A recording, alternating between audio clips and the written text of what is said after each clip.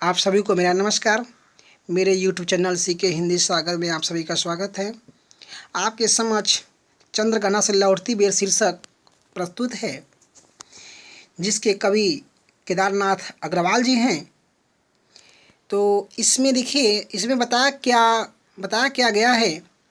इसमें एक बार की बात है, कवि जाते हैं चंद्रगना गांव, फिर वहाँ से वो लौटते हैं तो उन्हें एक सुंदर दृश्य दिखाई देता है। तब वे वहीं पर रुक जाते हैं, अपना समय वहीं पर देते हैं। फिर जो वहाँ पे देखते हैं वहीं अपनी पद रचना में यही लिख डालते हैं। तो विद्यार्थीगण, आप बात को समझने का प्रयास करेंगे और जिससे आपको आनंद की अनुभूति होगी। तो देखेंगे, देख आया चंद्र गहना, देखता हूँ दृश्य अब मैं। कहने का अर्थ है कि मैं चंद्रगहना गांव से लौटकर आ रहा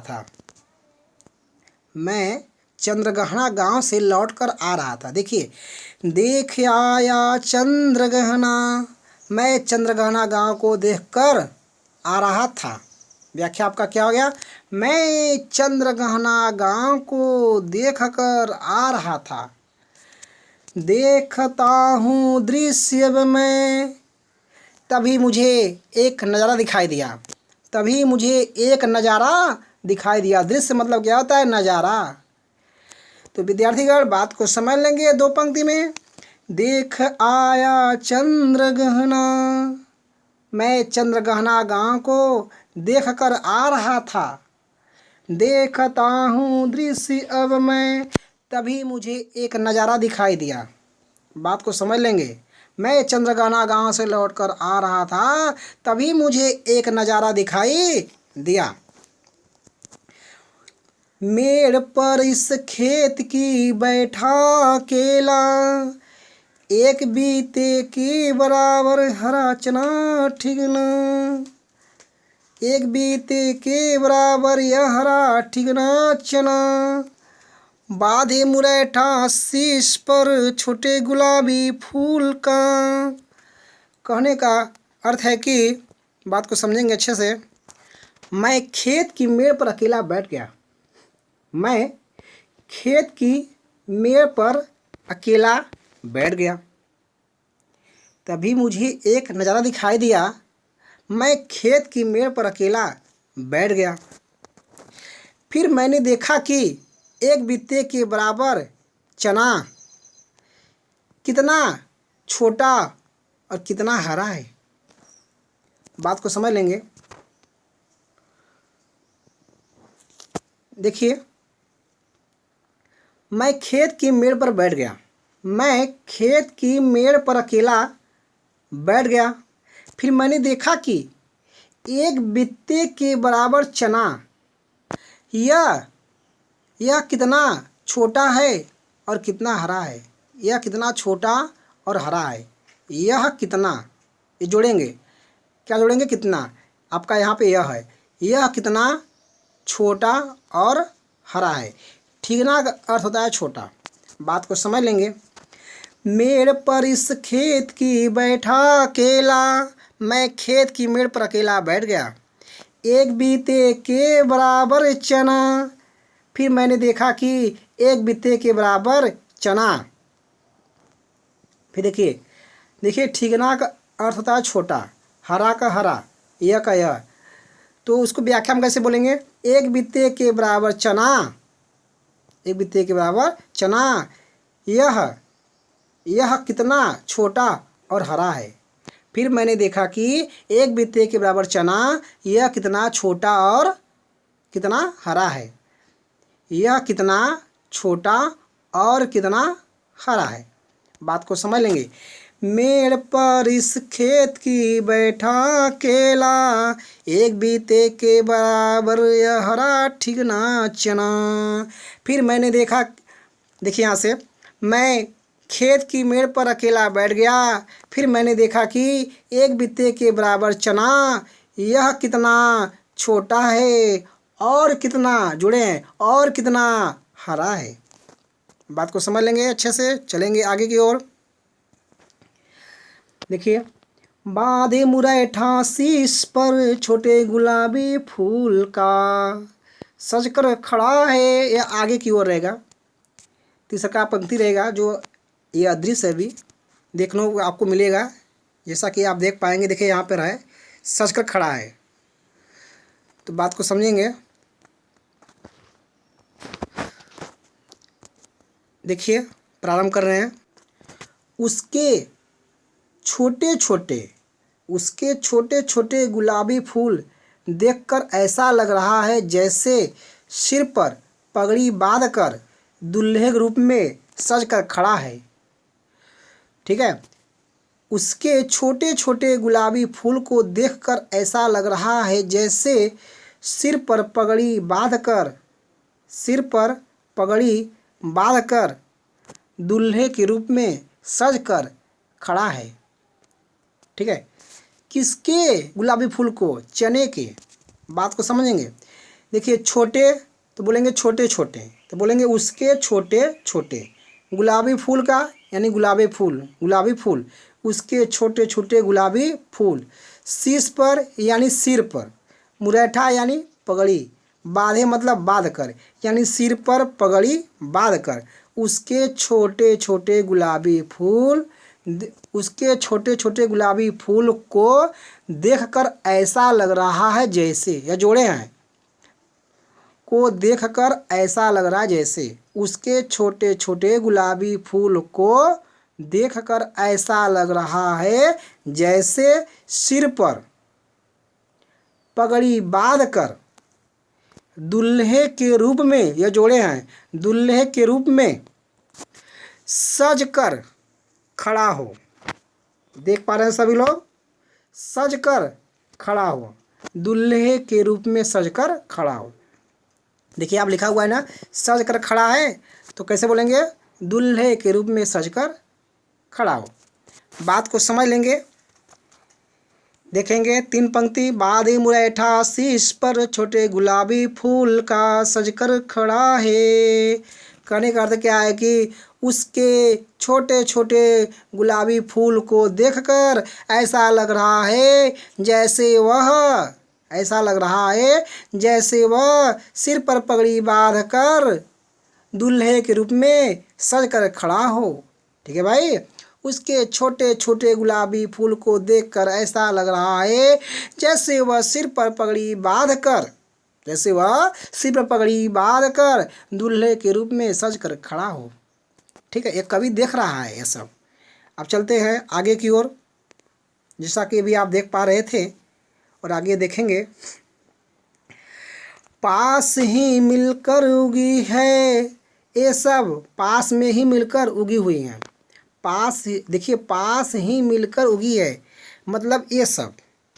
ठीक है, मतलब चने, ये सब, ये लगा देंगे यहाँ पे, ये सब पास में, यहाँ लगा देंगे में, ये सब पास में ही मिलकर उगी हैं। सब लोग बात को समझ रहे हैं? ये सब जोड़े हैं, ये सब पास में ही मिलकर उगी हैं। अब देखेंगे आगे।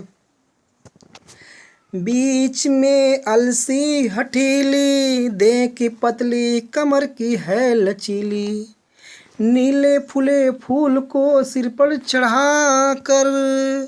कहने का अर्थ है कि देखिए, यहाँ पे कवि कह रहा है उन चनों के बीच में, उन चनों के, यहाँ पे जोड़ देंगे उन चनों के बीच में एक जिद्दी तीसी भी है, जो देह की पतली और कमर की लचीली है। बात को समझ लेंगे। देखिए, बीच में कहने मतलब चना बोया गया है, उसमें तीसी भी जम गया है। बात समझ रहे हैं? वही चीज़ है। उन चनों के बीच में, हठीली मतलब जिद्दी मतलब समझ रहे हैं, बात को समझते हैं। अलसी का मतलब जानते हैं, तीसी। तो व्याख्या में कैसे बोला जाएगा? उन चनों के बीच में एक जिद्दी तीसी भी है, देह की पतली, जो देह की पतली, कमर की है लचीली, और कमर की लचीली है। बात को समझ लेंगे। 2 पंक्ति। उन चनों के बीच में एक जिद्दी तीसी भी है, जो देह की पतली और कमर की लचीली है। अब आगे चलेंगे। नीले फूले फूल को सिर पर चढ़ा कर, कहने का अर्थ है कि बात को समझ लेंगे यहाँ से। उसके उसके हाथ जोड़ देंगे।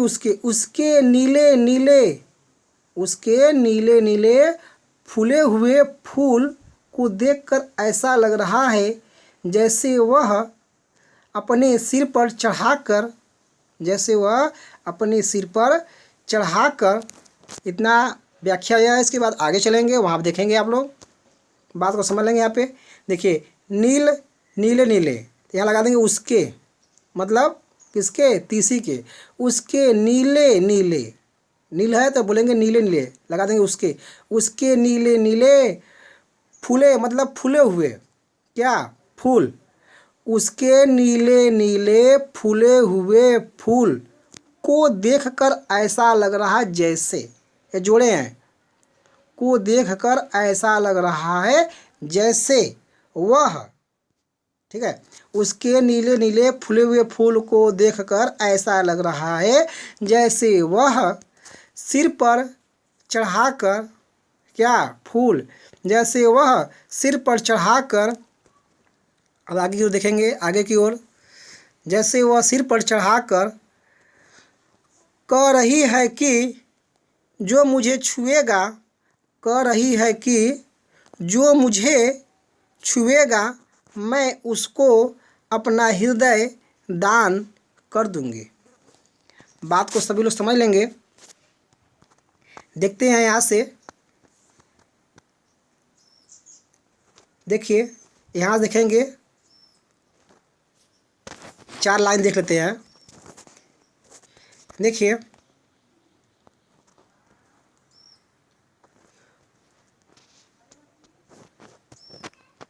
देखिए ये सब यहाँ देखते हैं, ये सब पास से, ये सब पास में ही मिलकर उगी हैं, ठीक है। ये ऊपर के लिए था, ये सब पास में ही मिलकर उगी हैं। उन चनों के बीच में एक जिद्दी तीसी भी है, जो देह की पतली और कमर की लचीली है। उसके नीले नीले फूले हुए फूल को देखकर ऐसा लग रहा है जैसे वह अपने सिर पर चढ़ाकर, जैसे वह अपने सिर पर चढ़ाकर कह रही है कि जो मुझे छुएगा, जो छुएगा कहने मतलब जो मुझे छुएगा मैं उसको, लगा देंगे मैं उसको हृदय, अपना हृदय, मैं उसको अपना हृदय दान कर दूंगी। दान दूं मतलब दान कर दूंगी। सभी लोग बात को समझ पा रहे हैं जी? जैसा कि आप लोगों ने देखा, यह आप लोगों ने पार्ट 1 को भली भांति पढ़ा। जल्द ही आप लोगों को मिलेगा। देखिए अभी और है, अभी पार्ट 1 का कुछ और है, जैसा कि अभी आप देखेंगे। देखते हैं। और सरसों की न पूछो, हो गई सबसे सयानी। अब देखिए कभी क्या करा है, सरसों की तो कोई बातें मत पूछो, वह सबसे बड़ी हो गई है। और देखिए इसमें कभी कहना क्या चाहता है, और सरसों की न पूछो, इसका भाव निकल क्या आया कि सरसों की बातें मत पूछो, ठीक है। हो गई सबसे यानी मतलब वह सबसे बड़ी हो गई है। वो जो कवि है, वो जो नज़ारा देख रहा है, दृश्य देख रहा है, वही कर रहा है, वही अपना वर्णन कर रहा है। क्या कर रहा है देखेंगे 2 पंक्ति में। और सरसों की तो बात ही मत पूछो, और सरसों की तो, ठीक है, और सरसों की तो बात ही मत पूछो, वह तो सबसे बड़ी हो गई है। और सरसों की तो बात ही मत पूछो, वह सबसे बड़ी हो गई है। उसने अपना हाथ पीले कर लिए हैं, उसने अपना हाथ ऐसे पीले कर लिए हैं जैसे जैसे वह ब्याह के मंडप में आई हो। मतलब सरसों पीला हो जाता है, सरसों उसके फूल पीले हो जाते हैं, तो वही कह रहा है कवि। देखिए, और उसने अपना देखेंगे यहाँ से, देखिए मिला के देखेंगे तो भाव निकल जाएगा। और सरसों की तो बात ही मत पूछो, वह सबसे बड़ी हो गई है। उसने अपना, यही जोड़े हैं देखिए, उसने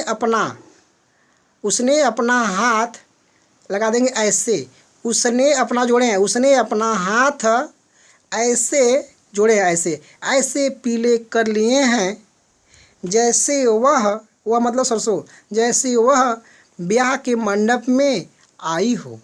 कौन? सरसों। सभी लोग बात को समझ लेंगे इस 4 पंक्ति में।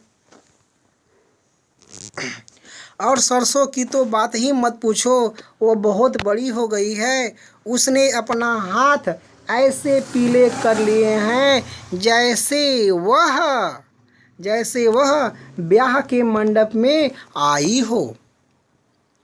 और सभी लोग आगे देखेंगे, देखिए, फागाता मास फागुन आ गया आज जैसे, और आज जैसे फागुन का महीना होली का गीत गाकर आ गया हो। देखेंगे, फाग गाता, फाग मतलब होली का गीत, फाग गाता होली का गीत, फाग होता है होली का गीत होता है, गाता मतलब गाता हुआ, फाग गीत गाता हुआ। मागुन मागुन मास यानी फागुन का महीना, बात को समझ लेंगे, फागुन का महीना फाग गीत गाता हुआ। फाग एक गीत है जो होली गाते हैं, ठीक है।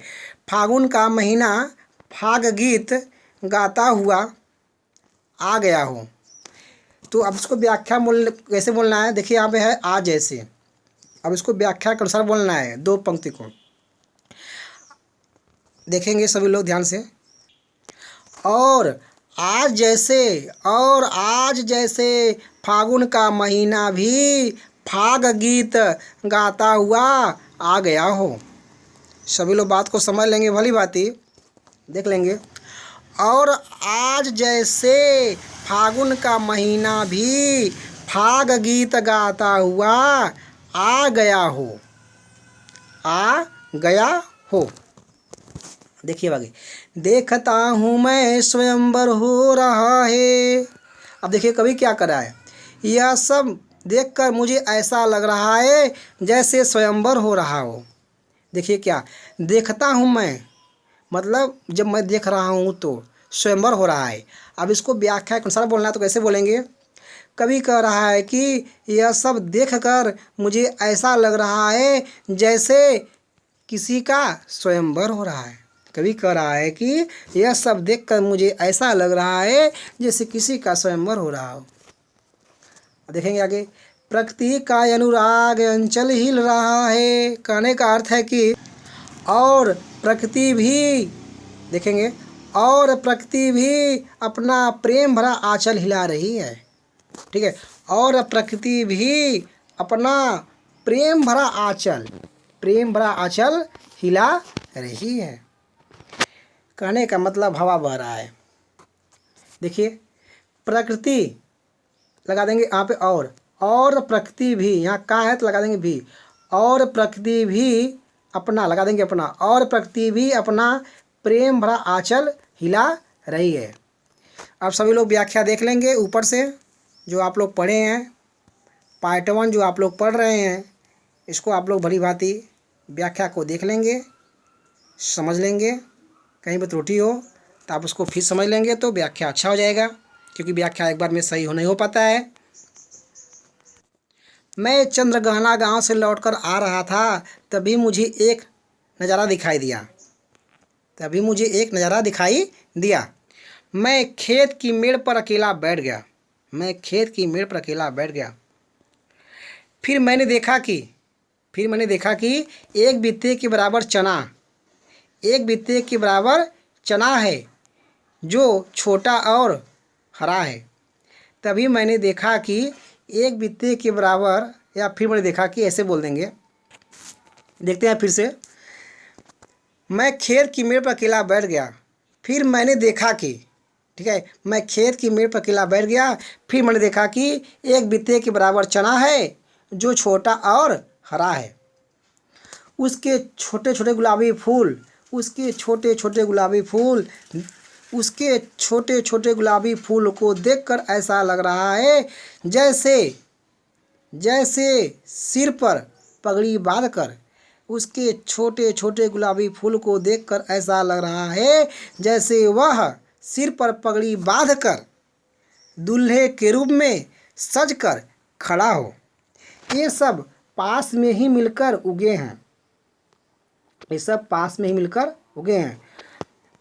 और उन चनों के बीच में, और उन चनों के बीच में एक जिद्दी तीसी भी है जो देह की पतली और कमर की लचीली है।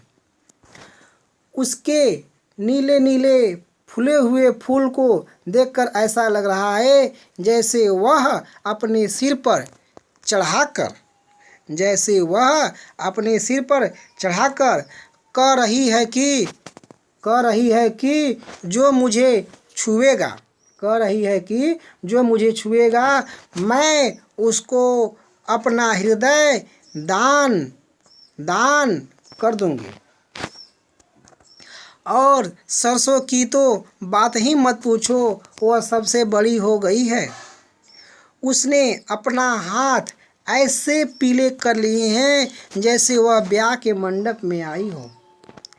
और आज जैसे फागुन का महीना भी फाग गीत गाता हुआ आ गया हो, और आज जैसे फागुन का महीना भी फाग गीत गाता हुआ आ गया हो। कवि कह रहा है कि यह सब देखकर मुझे ऐसा लग रहा है जैसे किसी का स्वयंवर हो रहा हो, और प्रकृति भी अपना प्रेम भरा आंचल हिला रही है, और प्रकृति भी अपना प्रेम भरा आंचल हिला रही है।